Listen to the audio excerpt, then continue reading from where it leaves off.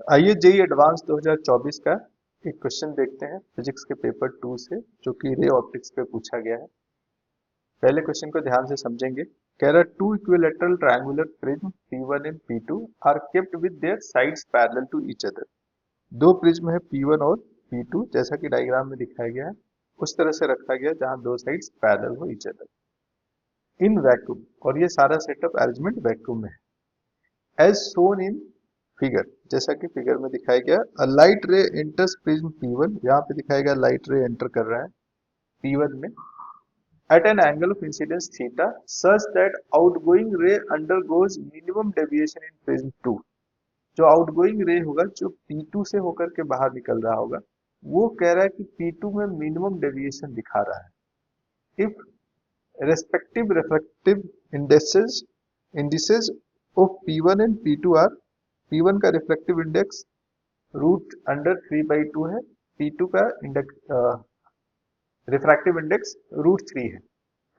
तो आपको प्रूव करना है और आपको दिखाना है कि थीटा का जो एक्सप्रेशन है वो sine inverse root under 2/3 sine pi by beta है, where the value of beta is. यहाँ पाई बाई कुछ कांस्टेंट आएगा, वो कांस्टेंट आपको पता करना है, बस इतना सा क्वेश्चन है। आइए सबसे पहले समझते हैं, है ना, ये थीटा का रिलेशन रिफ्रैक्टिव इंडेक्स से कैसे निकल रहा है, कैसे बन रहा है।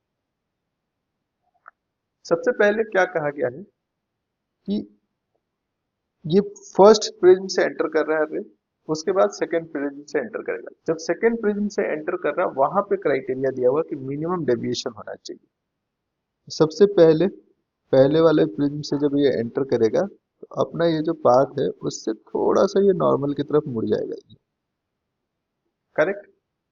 फिर क्या करेंगे हम लोग, एक नॉर्मल यहाँ पे ड्रॉ करेंगे, ऐसा एक नॉर्मल ड्रॉ करेंगे। इस बार नॉर्मल से दूर मुड़ेगा क्योंकि डेंसर से रेयरर मीडियम में जा रहा है, वैक्यूम में जा रहा है। ये थोड़ा सा नॉर्मल से दूर यूं भागेगा। अब सेकेंड स्टेप में क्या है, इसको मिनिमम डेविएशन दिखाना है।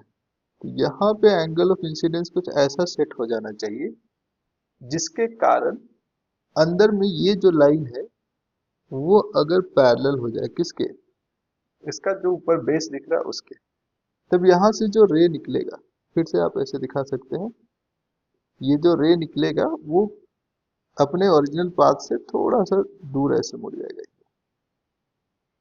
ये फाइनल इमर्जेंट रे। अब जो क्राइटेरिया है मिनिमम डेविएशन का P2 में, उसमें पहला चीज हम लोग देखते हैं कि ये जो रे बाहर निकला है उसका एंगल ये, और जो इंसिडेंट एंगल है दोनों इक्वल हो जाएगा। और ये दोनों इक्वल हो गया तो यहाँ भी R1 R2 इक्वल हो जाएगा, R1 और R2 इक्वल हो जाएगी, राइट। और R1 R2 का जो सम है वो a/2 होता है। R1 R2 दोनों बराबर है तो दोनों का वैल्यू a/2 होना चाहिए, करेक्ट। ये बात समझ में आ गई। ये जो फाइनली यहाँ से बाहर निकल रहा है ना, एग्जिट वाला जो एंगल, उसको I2 मान लेते हैं, यहाँ वाले एंगल को I1 मान लेते हैं। एक चीज और समझ में आया, यहाँ I1 और I2 बराबर होगा। क्यों? क्योंकि कह रहा है क्वेश्चन में कि ये थीटा कुछ इस तरह से लिया गया है कि सेकेंड प्रिज्म से मिनिमम डेविएशन हो। मिनिमम डेविएशन का जो क्राइटेरिया है कि एंगल ऑफ इंसिडेंस और एंगल ऑफ इमर्जेंस दोनों इक्वल होने चाहिए। तो ये आपको लेकर के चलना है, ठीक है।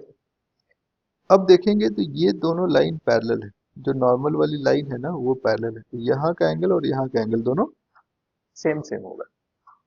तो यहाँ पे जो एंगल है उसको मान लेते हैं I2 डैश, वो अपना I1 के बराबर है, फाइन। अगर आपने इसी तरह से I1 की वैल्यू पता कर लिया तो उससे I2 डैश मिल जाएगा। I2 से फिर हम यहाँ पे R2 डैश और ये अपना R1 डैश है।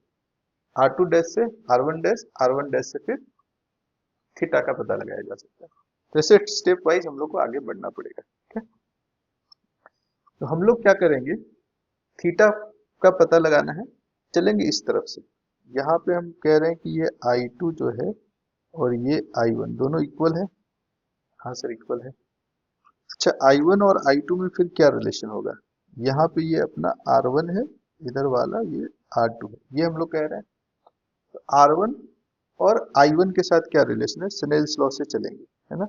अभी अभी हमने क्या कंक्लूड किया, for minimum deviation through prism P2 your I1 must be equal to I2 और R1 भी R2 के बराबर होना चाहिए, जो कि a/2 है। इक्विलेटरल प्रिज्म कह रहा है तो ये a 60 डिग्री है, तो ये हो गया अपना 30 डिग्री। अब R1 पता है तो उससे I1 मिल सकता है क्या, बिल्कुल मिल सकता है सर। कैसे, साइन I1 इंटू इसका रिफ्रैक्टिव इंडेक्स जो कि 1 है, और sine R2 into refractive index, let's say इसको हम μ2 मान ले रहे हैं, सेकेंड प्रिज्म का रिफ्रैक्टिव इंडेक्स।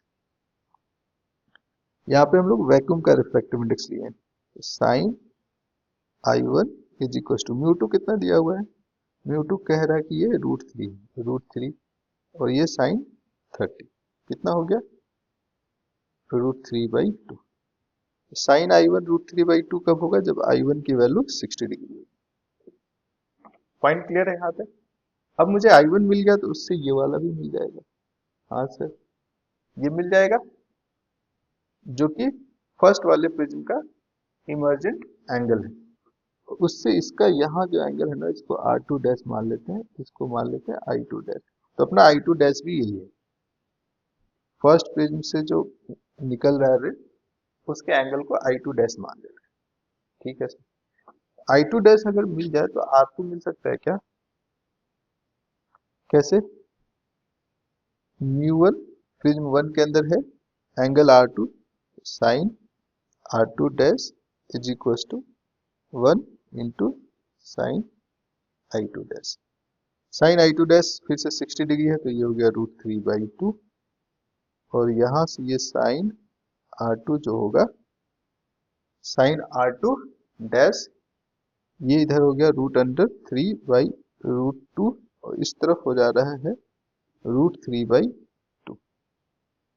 इससे हमें क्या कंक्लूजन मिला, तो इससे कंक्लूजन मिल रहा है कि साइन R2 डैश जो है वो √3 से √3 गया तो बचा √2/2, और फर्दर इसको 1/√2 लिख सकते हैं, यानी R2 डैश आ रहा है 45 डिग्री, और R1 dash plus R2 dash कितना होगा, एंगल ऑफ प्रिज्म जो कि 60 है, इसमें R2 डैश हमें मिल चुका है कि 45 है, तो इसमें -45 कर दीजिए, 15 डिग्री।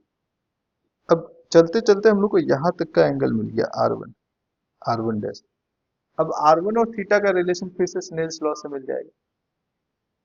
डन, क्या करेंगे, 1 into sine theta is equal to μ1 into sine 15 degree, correct. Sine theta जो होगा वो μ1 क्या था, √3/2, और साइन 15 डिग्री को हम लोग लिख सकते हैं, पाई तो होता है 180 डिग्री, 180 डिग्री को कितने से डिवाइड करेंगे, 12 से। 180 डिग्री को 12 से डिवाइड करेंगे तो ये 15 डिग्री बन जाएगा, और यहीं से थीटा इक्वल टू आ रहा है साइन इनवर्स रूट के अंदर 3/2 साइन π/12, और आंसर में दिया हुआ π/बीटा।